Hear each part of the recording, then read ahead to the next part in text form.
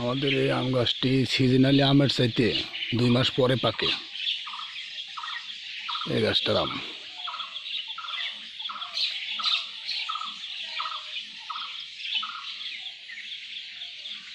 এমনি সিজনে যে আমগুলি পাকে তা থেকে 2 মাস পরে পাকে, কিন্তু এইবার আম নাই, ঝড়ে পড়ে গেছে।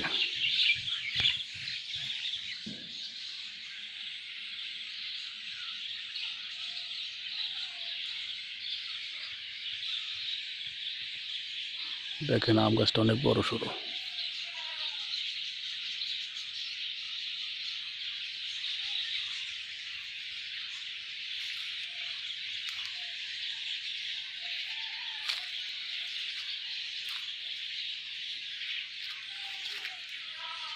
এই যে আম গাছটির গোড়া, এখান থেকে শুরু।